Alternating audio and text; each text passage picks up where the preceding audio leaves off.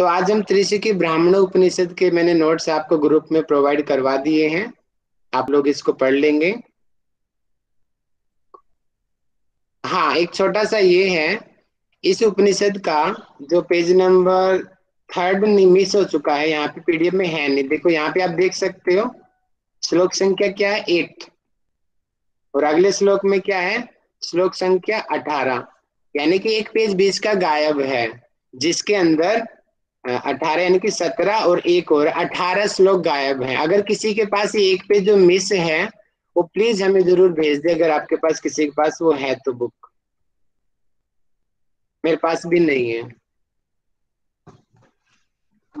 तो जो है मैं उसमें से पढ़ाता हूँ, और हमारे सिलेबस में जो है वो इस पीडीएफ के अंदर है, जो सिलेबस में पूछा गया है।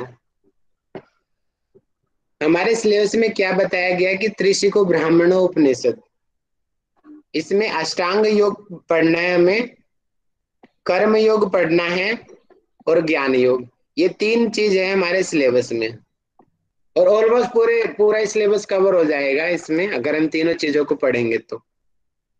जैसे कि सभी उपनिषद का संबंध अपने अलग अलग वेदीय परंपरा से होता है, तो त्रिशिकी ब्राह्मण उपनिषद का संबंध जो है शुक्ल यजुर्वेदीय परंपरा से है। शुक्ल यजुर्वेदीय परंपरा से है। अब इसका नाम त्रिशिकी ब्राह्मणोपनिषद क्यों पड़ा? इसमें एक ब्राह्मण होता है त्रिशिकी, उसका नाम त्रिशिकी है। ब्राह्मण जो है त्रिशिकी नाम का जो है, वो भगवान आदित्य के आदित्य लोक में जाके, यानी कि एक भगवान जैसे हम बोलते हैं ना, विष्णु लोक में विष्णु जी मिलेंगे, ब्रह्म लोक में ब्रह्मा जी मिलेंगे। तो यहाँ पे भगवान कौन है? आदित्य है, और उसका लोक कौन सा? आदित्य लोक। तो ये जो त्रिशिकी ब्राह्मण है, ये आदित्य लोक में भगवान आदित्य के पास जाते हैं और उससे क्वेश्चन पूछते हैं। वही इन दोनों का संवाद है ये पूरा उपनिषद, कि त्रिशिकी ब्राह्मण जो है ये क्वेश्चन पूछता है, ये अर्जुन है, और जो कृष्ण जी है वो आदित्य है यहाँ पे। तो अर्जुन क्वेश्चन पूछेगा और कृष्ण जी उत्तर देंगे। तो यहाँ पे सबसे पहले जो त्रिशिकी ब्राह्मण है, वो 4 क्वेश्चन प्रमुख पूछता है, और इसके बाद का ज्यादा विशेष नहीं वर्णन है, ये पहले ही मंत्र में बता दिया गया, दूसरे तीसरे में बता दिया गया कि 4 क्वेश्चन कौन कौन से हैं। सिर्फ आप ऊपर से जान लो इनके आंसर क्या है, वो अलग बात है, सिलेबस का नहीं है ये, लेकिन उपनिषद का प्रमुख अंग है, इसलिए मैंने भी नोट्स में मेंशन किया है इसको। 4 प्रश्न है कि शरीर क्या है, प्राण क्या है, कारण क्या है, और आत्मा क्या है। ये 4 प्रश्न किसने पूछे? त्रिशिकी ब्राह्मण ने पूछे। और किससे पूछे? भगवान आदित्य से पूछे। अब यहाँ पर भी सृष्टि का क्रम बताया गया है।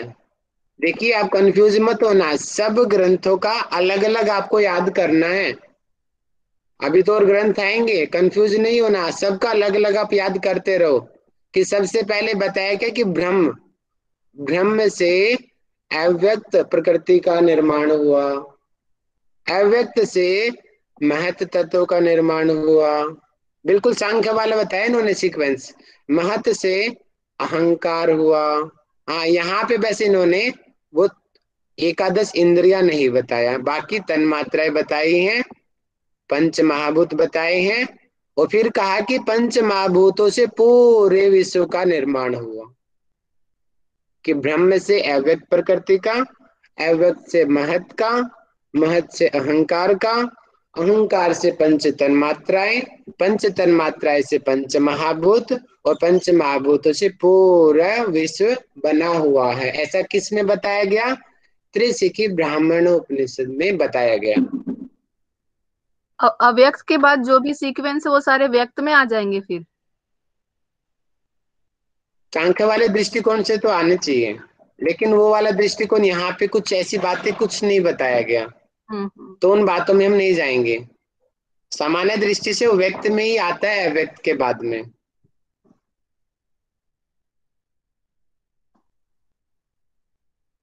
पंच महाभूतों के भेद बताए गए हैं।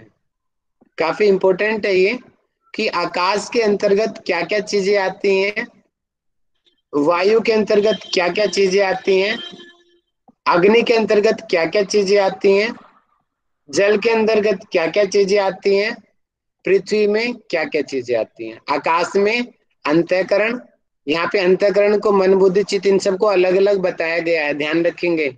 आकाश में ये 5 चीजें आती हैं, सब में 5-5 चीजें बताई गई हैं। मन बुद्धि चित्त और अहंकार, ये बच्चे यहाँ पे भेद बताया गया है। थोड़ा कंफ्यूजन है, क्योंकि अगर ऊपर वाला सीक्वेंस तो अहंग, लेकिन आप इसको भी इसी तरीके से किए, इसी के ही भेद हैं, क्योंकि इसका अलग से श्लोक में वर्णन मिलता है कि आकाश के अंतर्गत ये 5 चीजें आएंगी, और वायु के अंतर्गत ये 5 महाप्राण आएंगे, प्राणपान व्यान समान उदान। अग्नि के अंतर्गत 5 ज्ञानेंद्रिया आएंगी। ज्ञानेंद्रिया कौन सी है? श्रोत्र यानी कि कान, स्किन, आइज, टंग और नोच। ठीक है, ये 5 ज्ञानेंद्रिया जो है ये अग्नि तत्व से उत्पन्न हुई हैं। जल, वाटर एलिमेंट से 5 तन्मात्राएं,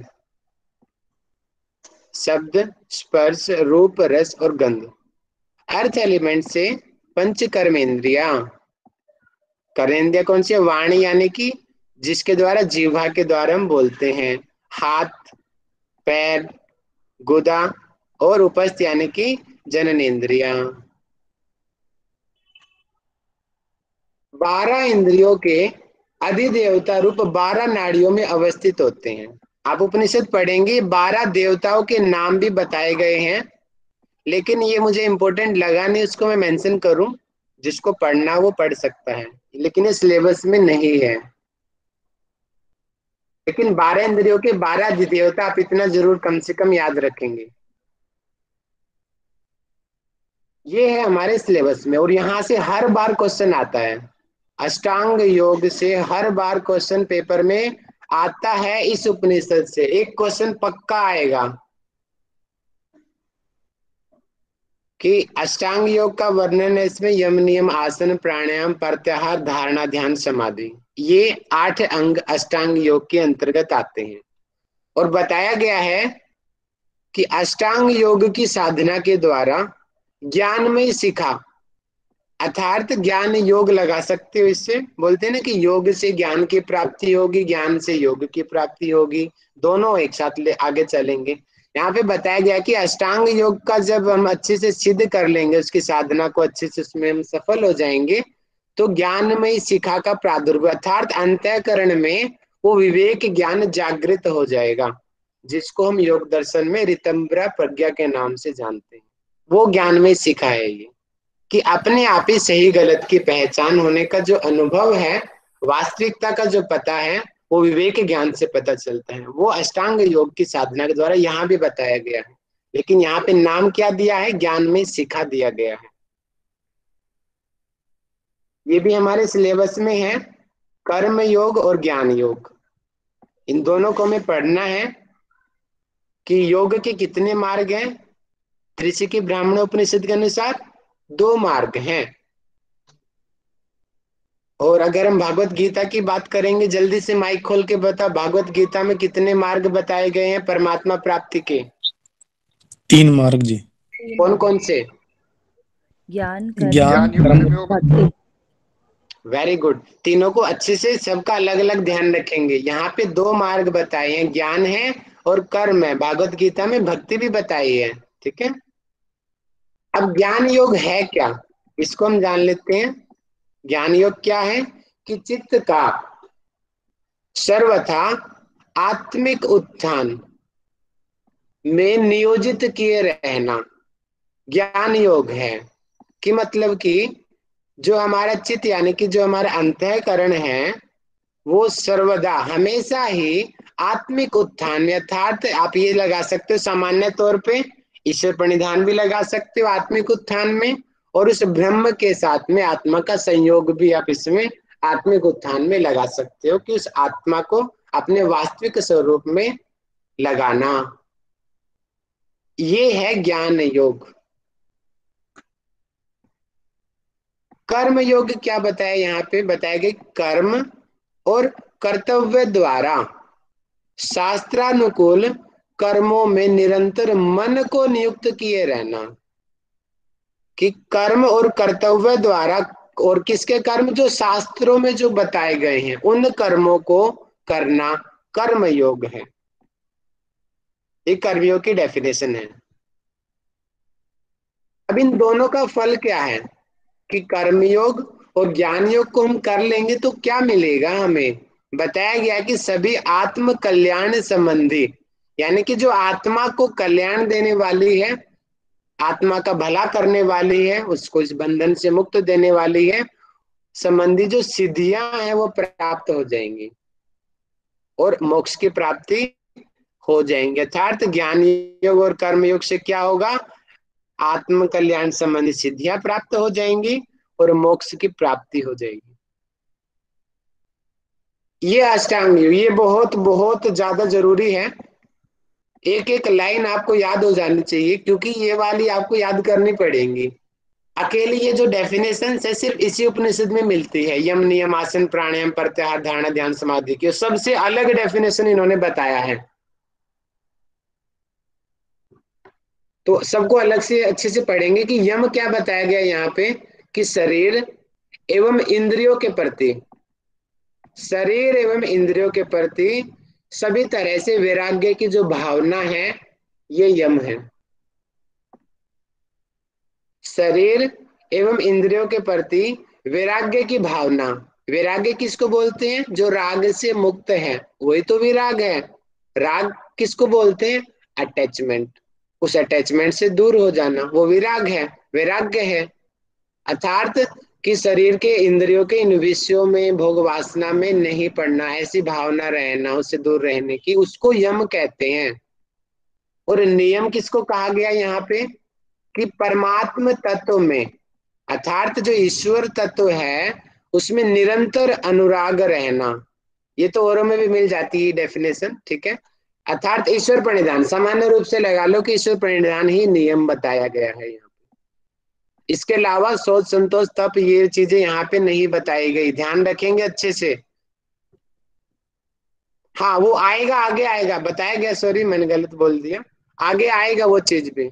10 प्रकार के नियम है, 10 प्रकार के यम है आगे, लेकिन डेफिनेशन में यही आएगा।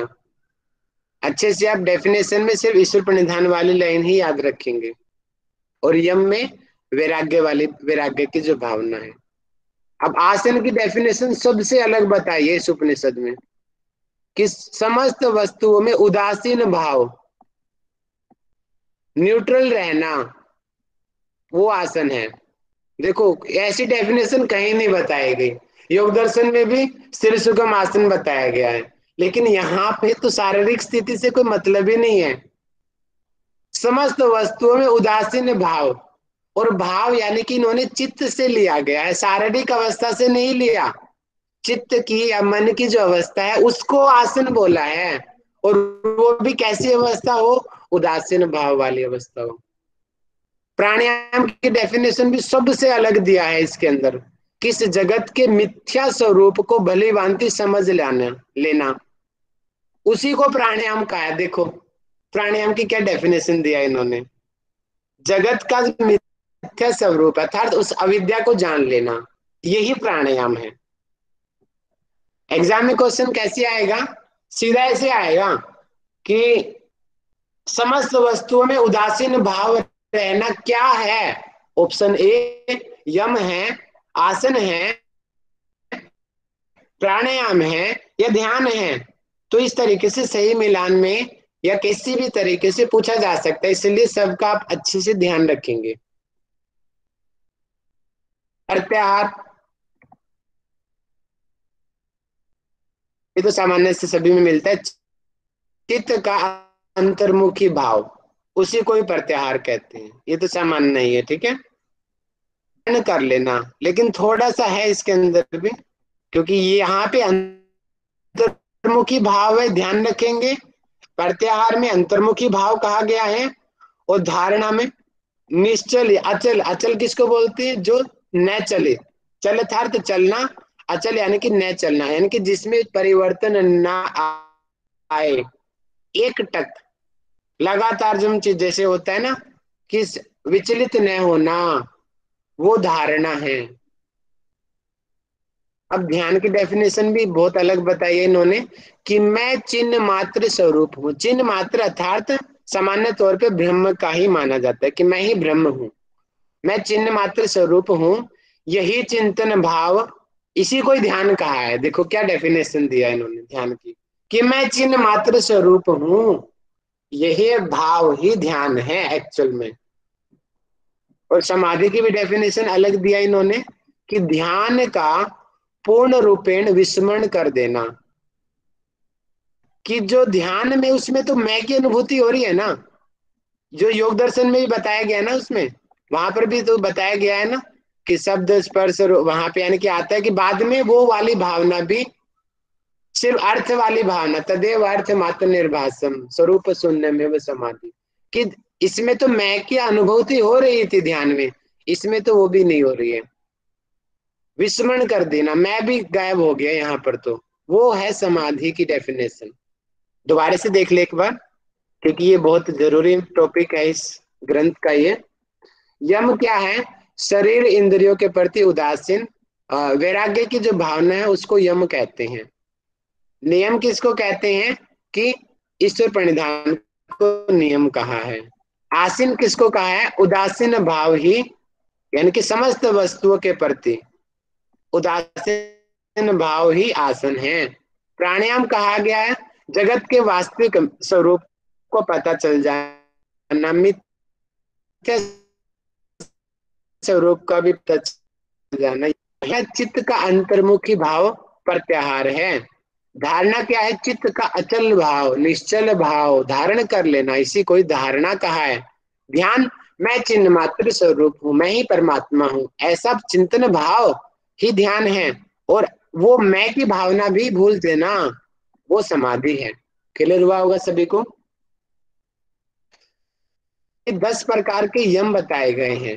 अब मेरा आप लोगों से क्वेश्चन है, छोटा सा क्रम में भिन्नता है हठ योग प्रदीपिका में और यहाँ पे, जल्दी से बताओ क्या क्रम में भिन्नता है? कौन पकड़ेगा? जल्दी से पहचानो श्लोक में से।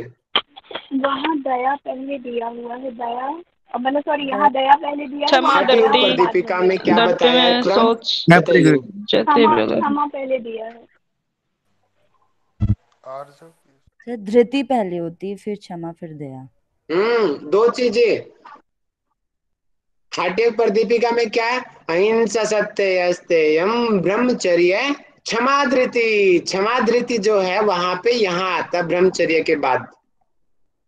दया अर्जुम मिताहार है शौचम चैव यमादशा, ये हठ योग प्रदीपिका में कहा गया है। और यहाँ पे दया और आर्जव ये पहले दिया गया, ध्यान रखना। क्रम क्रम आता है पेपर में, दया आर्जव यहाँ पे पहले है, हठ योग प्रदीपिका में दया आर्जव बाद में दिया गया है। बाकी चीजें सब सेम है। नियम, यहाँ पे हठ योग प्रदीपिका में यहाँ पे नाम कुछ भिन्नता है लेकिन अर्थ वही है सारे के सारे। जैसे वहां पे सिद्धांत वाक्य है, यहाँ पे वेदांत श्रवण है, मतलब एक ही है। यहाँ पे उस गलती को सुधार दिया जो आप लोगों को बताया था मैंने, हठ योग प्रदीपिका के श्लोक में जो गलती है, याद है क्या गलती है वहां पे? जल्दी से बताओ, हठ योग प्रदीपिका के श्लोक में गलती थी। दोनों तरफ तप लिखा है। हाँ, तप दो क्योंकि बार वहां है। पे पहले भी तब बोला तप्पू लिखा और था। 10वें नंबर पे भी तब बोला, लेकिन यहाँ पे जप कि पहले पे तप है और 10वें नंबर पे जप है। ठीक है, यहाँ पे सुधार दिया गया उस गलती को कि 10वें नंबर तप पे तो हवन संतुष्टि, संतुष्टि लिखा बोल दिया, यहाँ पे संतोष ही है इसका अर्थ भी। आस्तिक्यम, दानम, आराधना मतलब कि ईश्वर पूजन ही है लगभग, आराधना करना। वेदांत श्रवण ही, लज्जा, मति, बुद्धि, जपो जप करना। व्रतम, सॉरी ये है मैंने गलत बोल दिया, व्रत आएगा, सॉरी व्रत पे गोला करना था, जप पे गोला कर दिया मैंने, ये आएगा। ठीक है, ओके आगे बढ़ते हैं। इस ग्रंथ में 17 प्रकार के आसन बताए गए हैं। ध्यान रखेंगे, यही एकमात्र ऐसा लगा मुझे कि 17 आसन इसी में बताए गए हैं। औरों में किसी में 2 हैं, किसी में 4 हैं, किसी में 10 हैं, इसमें 17 बताए गए हैं। ध्यान रखना कि त्रिशिको ब्राह्मणों उपनिषद में 17 आसनों का वर्णन है। ये थोड़ा सा मेरे से गलती हो गई तो इसलिए मैंने ऊपर करके एरो बनाई है। तो आप ध्यान रखेंगे, पहला स्वस्तिक आसन है, दूसरा गोमुख आसन है, तीसरा वीर आसन है, चौथा योगासन है, पांचवा पद्मासन, बद्ध पद्मासन। दोनों को यहाँ अलग अलग बताया गया है। पद्मासन अलग बताया है और बद्ध पद्मासन यहाँ अलग बताया गया है। आसनों के क्रम में पूछ लेंगे कुक्कुटासन आचार्य। क्रम की संभावना भी है। आप एक बार क्रम जरूर याद कर लें, विधियां तो लगभग सेम ही है, लेकिन आप याद कर लेंगे तो इससे ज्यादा अच्छा कुछ नहीं रहेगा। लेकिन ज्यादा पढ़ना नहीं चाहिए इतने चक्करों में। मैं एक बार दोबारा से और देख लूंगा पुराने पेपर्स में क्या पूछा गया है। इतना डिटेल नहीं आएगा मुझे लगता है पेपर में, शायद नंबरिंग ही आनी चाहिए, या ऐसा आ सकता है इनमें से कौन सा आसन नहीं बताया गया। लेकिन क्रम याद कर लेंगे तो नहीं वाला जो क्वेश्चन है वो आप ऑटोमेटिक सोल्व कर लोगे।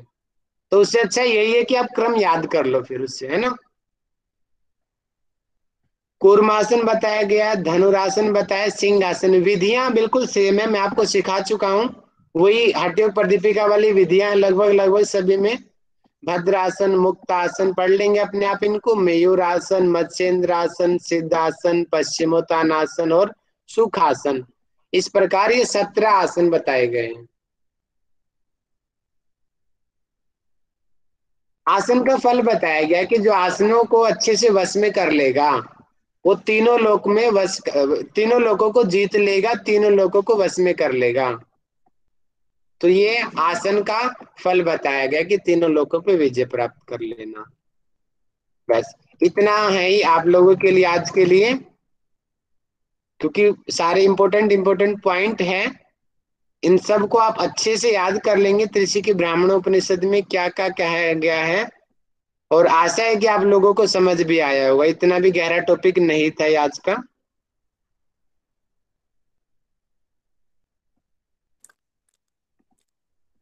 कोई किसी का कोई विशेष डाउट हो तो बता दीजिए, नहीं तो फिर मैं क्वेश्चनिंग स्टार्ट करता हूँ।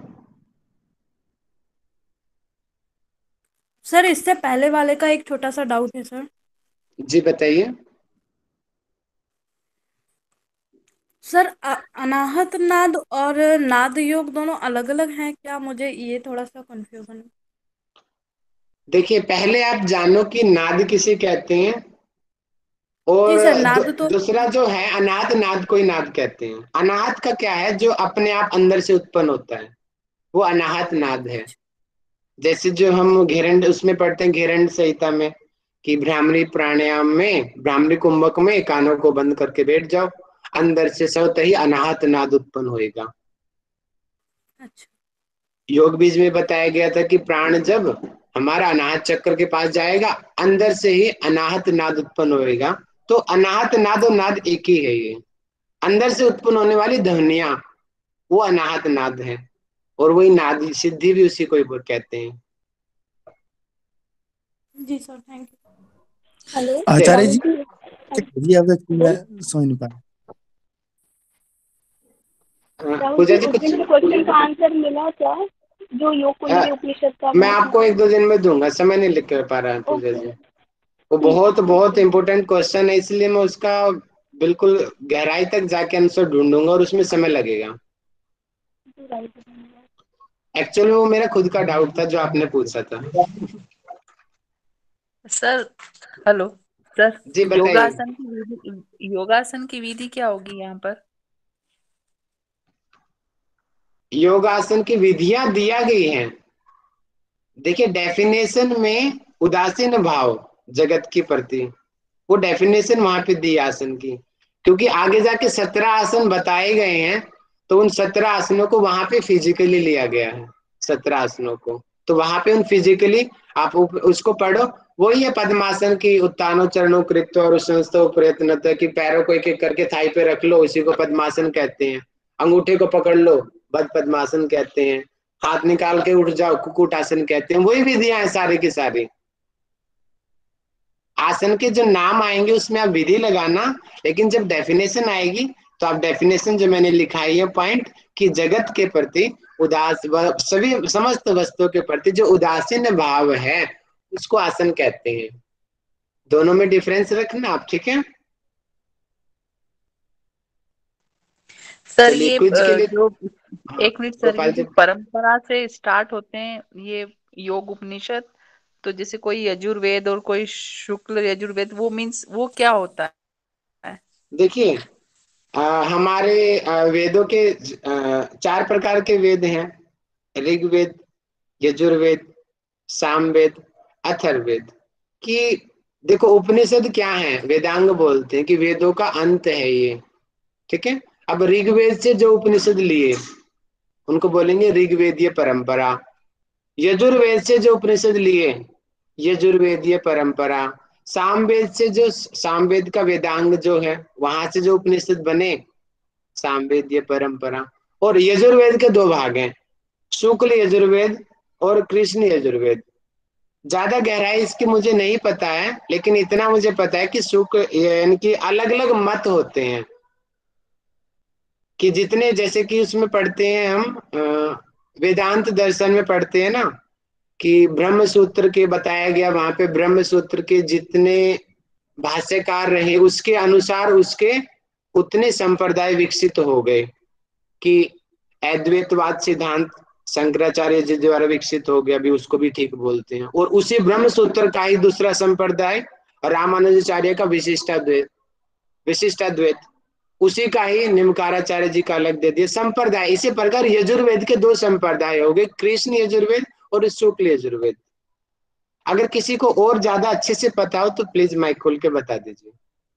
सर एक बार, ये कंफर्म नहीं है, सच की झूठ पता नहीं, पर मैंने पढ़ा था कि जो शुक्ल और कृष्ण है ना, उत्तर भारत में जिन उपनिषदों का मतलब बनाए गए उनको हम ये बोलते हैं शुक्ल कहते हैं, और जो दक्षिण भारत में लिखे गए उनको हम कृष्ण कहते हैं।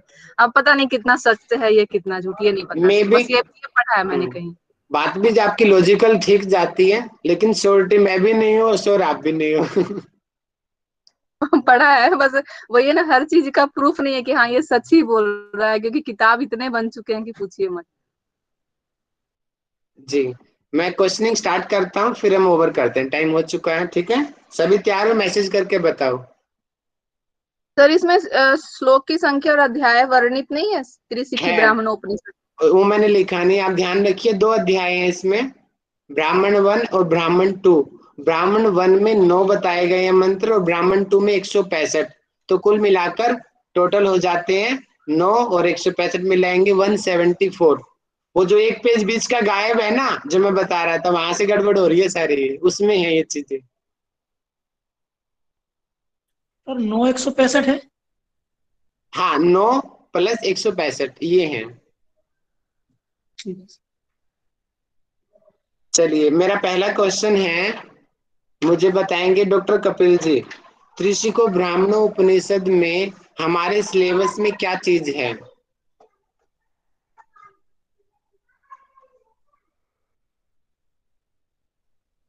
डॉक्टर कपिल जी, हमारे सिलेबस में क्या चीज है त्रिशिकी ब्राह्मणों उपनिषद की? हमें क्या पढ़ना है इसके अंदर?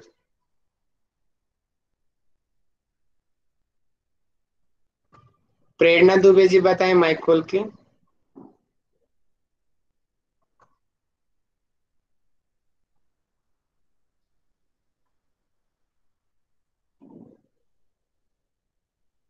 बहुत समय लग रहा है, कोई भी खोल दो भैया। तो अष्टांग योग, अष्टांग योग, कर्म योग, कर्म योग। वेरी गुड, अष्टांग योग, कर्म योग, ज्ञान कर्म योग। योग। भावना चौधरी जी, भावना चौधरी डीएसवीवी वाली बताएंगी, क्योंकि आज वो थी क्लास में। अब मुझे बताएंगे आप कि ज्ञान योग किसको कहा गया है यहाँ पे?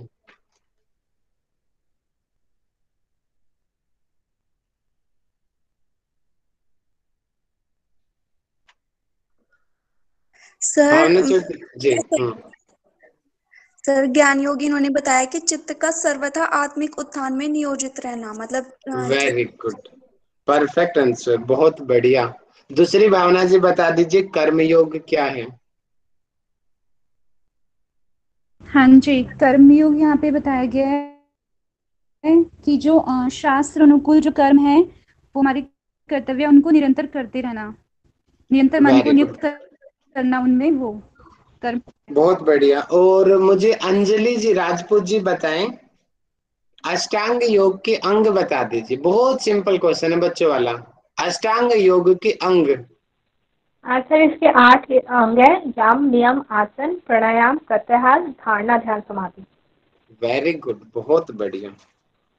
अब मुझे बताएंगे अंकित बडराई के नाम से जो है बादरी, फिर आपके नाम बोलोगे मुझे। सुनील जी, हाँ आप माइक खोलो जी जल्दी से। जी आप अपना नाम पहले बोल दे। बदराई है, क्या है ये आपका नाम? बढ़ रही है राहुल भाई ये। बडराई है।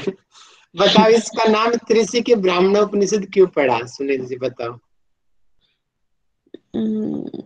अष्टांग योग, इसमें अष्टांग योग, कर्म योग और ज्ञान योग का वर्णन है।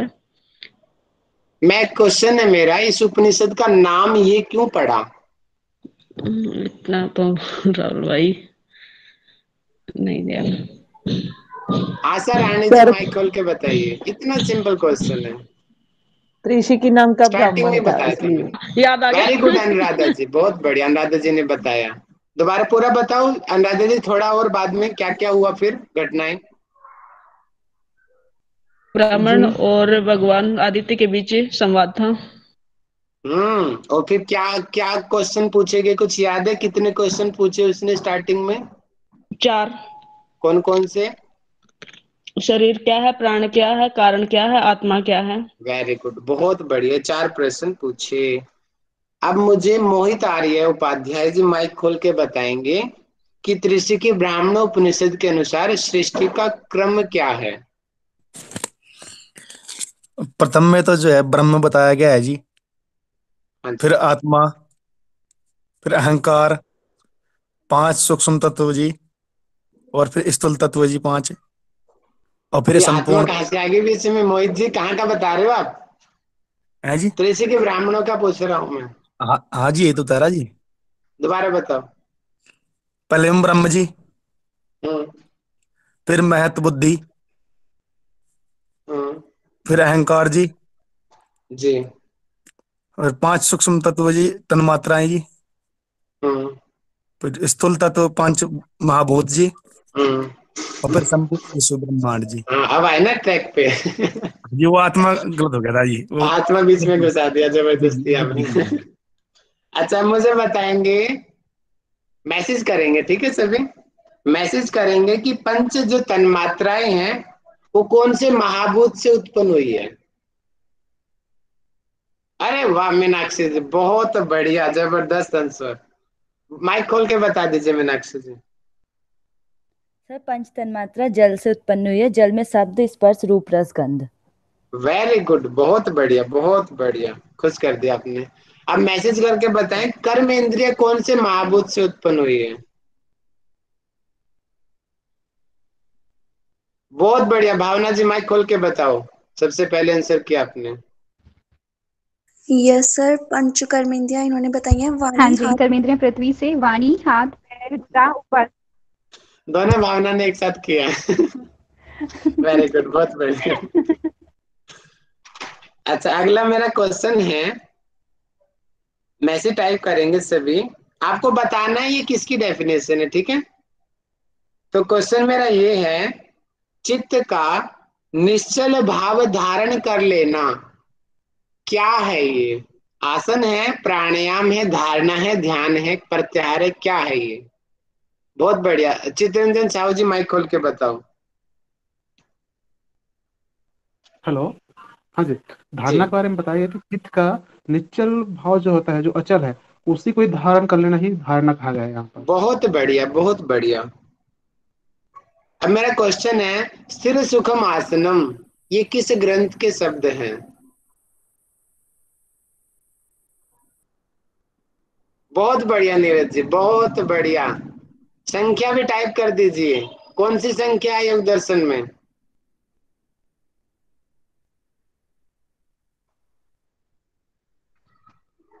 सूत्र संख्या कौन सी है?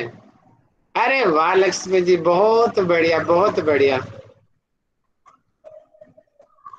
2/46, बहुत बढ़िया। अच्छा अब मुझे, मैं क्वेश्चन पूछ रहा हूँ, आप मुझे बताएंगे त्रिशिकी ब्राह्मणों उपनिषद में आसन की क्या डेफिनेशन दिया है? मैसेज करें, और मुझे दीपाली जी माइक खोल के बताएं। समस्त वस्तुओं में उदासीन भाव ही सर्वश्रेष्ठ आसन है। वेरी ऐसा गुड, बताए। बहुत बढ़िया बहुत बढ़िया बहुत बढ़िया। अब मुझे बताएंगे, अगला मेरा क्वेश्चन है, ये क्या है ये? जय कृष्ण पारडिया जी, जय कृष्ण पारडिया जी माइक खोल दीजिए आप, और समाधि क्या है बता दीजिए।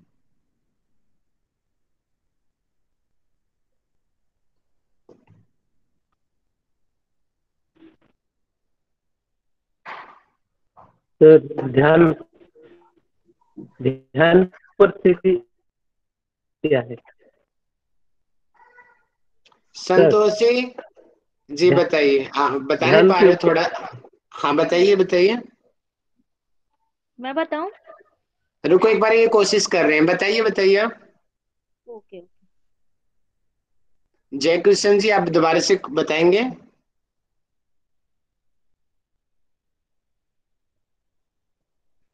राहुल सर, उनको हिंदी में थोड़ी ध्यान की प्रॉब्लम होती है। सर, ध्यान की अच्छा, कोई बात नहीं कोई बात, आप इंग्लिश में बोल दिया करो, अगर हिंदी नहीं आती तो हम समझ तो सकते हैं दोनों लैंग्वेज को। चलिए, कौन बताएगा, बताओ। सर ध्यान का पूर्व रूपेण विस्मरण करना यानी समाधि है। बहुत बढ़िया बहुत बढ़िया। अनुराधा जी आप वही है ना जो शिरडी के जी पास से फोन आया था जो है? जी जी जी जी जी। प्रणाम प्रणाम, बहुत बहुत हमारे प्रणाम। शुभ कर्म, आप हमारे क्लास में आ रहे हो। ओम ओम ओम। तो अगली है, अगला क्वेश्चन मेरा, कि कितने यम हैं और उनको टाइप करो मैसेज में, कौन कौन से हैं वो यम। इसकी सीक्वेंस के अनुसार टाइपिंग देखूंगा सबसे पहले कौन करेगा, सबसे पहले टाइपिंग कौन करेगा।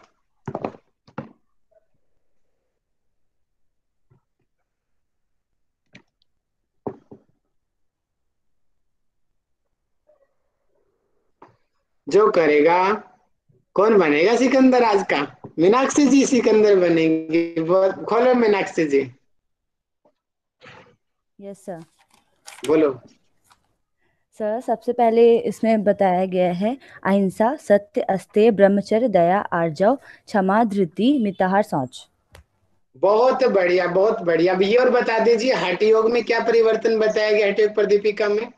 उसमें सर पहले क्षमा है फिर धृति है फिर दया। ठीक है, क्षमा धृति ब्रह्मचर्य के बाद वहां पे बताया जी गया, ठीक है। जी इसमें दया अब से मुझे मैसेज है। करेंगे कि योग कुंडलिनी उपनिषद में कितने आसन हैं और कौन कौन से हैं। संतोषी जी 17 कहाँ से आ गया बीच में? अरे नंदिनी जी 17 कहाँ से आया बीच में? यही तो आपको सीखना है कि कौन से उपनिषद के अनुसार पूछा जा रहा है। आंख कान खोल के बैठो। अच्छा बताओ, योग बीज में कितने आसन हैं? कौन सा है, उसका नाम क्या है योग बीज में? मीनाक्षी जी खोलो माइक, मुझे लग रहा है गड़बड़ करोगे, माइक खोल के बताओ अब। सर योग बीज का एग्जैक्ट नहीं याद है, लेकिन योग कुंडली का पद्मासन और वज्रासन है। योग बीज में शायद सिद्धासन और वज्रासन है। नो नो नो, योग बीज का नहीं याद है सर मेरे को। हाँ तभी तो पूछा। नंबर याद है बस। बताओ कौन बताएगा? वज्रासन, पद्मासन। अच्छा जी, कौन बताएगा? अभी तक आंसर नहीं आया है। प्रेरणा जी, वाह, माइक खोलो प्रेरणा जी, बहुत अच्छा बहुत बढ़िया।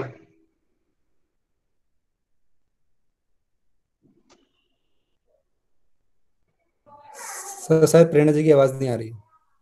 लेकिन आंसर उन्होंने बिल्कुल करेक्ट किया वज्रासन है। है।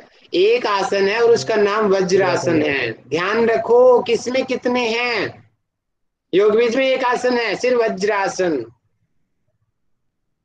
अच्छा, अब 17 आसनों को कौन माइक खोल के बताएगा? सर मैं बताऊं? मैं बता रहा हूँ भैया, बताऊँ बताओ भैया। बताओ बताओ पहला नीरज जी बताओ। स्वास्तिक आसन है, दोनों आसन है, वीरासन है, योगासन है, पद्मासन है, पद्मासन है, कुक्कुटासन है, कुम्भकासन है, धनुरासन है, सिंहासन है, और ये वस्त्रासन है, मुक्तासन है, मयूरासन है, मत्स्येंद्र आसन है, सिद्धासन, पश्चिमोत्तानासन, सुखासन। बहुत बढ़िया, बहुत बढ़िया।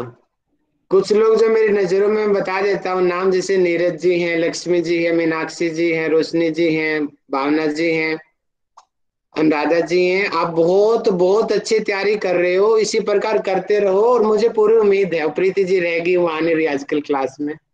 बहुत अच्छी तैयारी चल रही है आप लोगों की, और इसी प्रकार करते रहो आप तैयारी अपनी। प्रेरणा जी भी हैं, अरे छूट गई थी कई लोग हैं, मुझे छूट गए, एकदम से याद नहीं आ रहे मुझे। आगे जी, आगे प्रेरणा जी, चलो शांति पाठ कर दो। लॉगिन किया है, अभी बताती हूँ। योग बीज में वज्रासन है, 15 दिन में सिद्धि होती है उसकी। हाँ, अरे वाह प्रेरणा जी, बहुत बढ़िया, बहुत बढ़िया।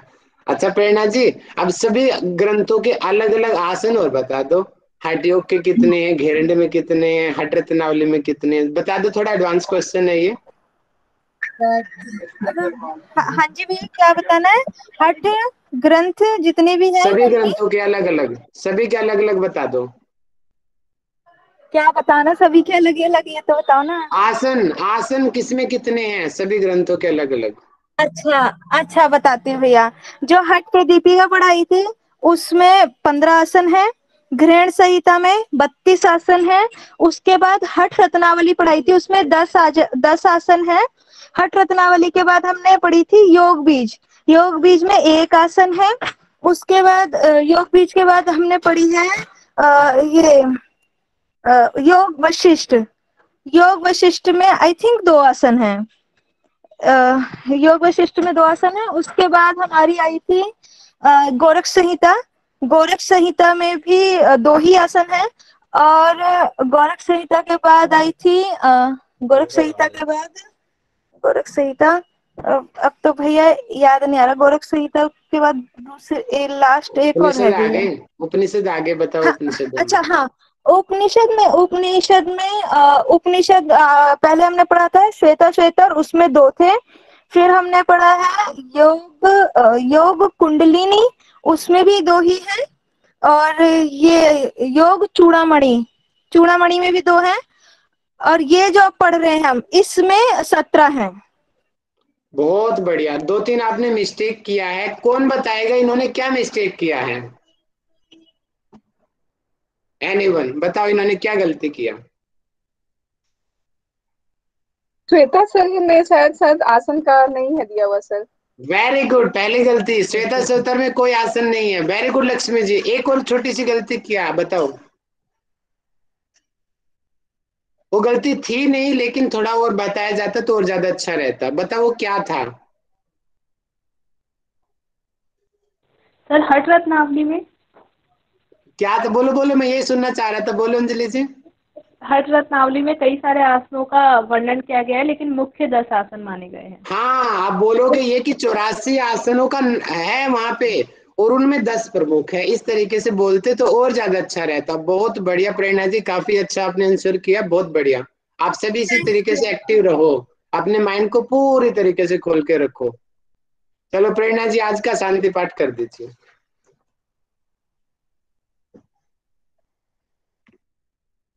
जी भैया, करवाती हूँ भैया। वो ओम ध्यो शांति वाला तो मुझे अच्छे से नहीं आता है, तो उसके अलावा और कौन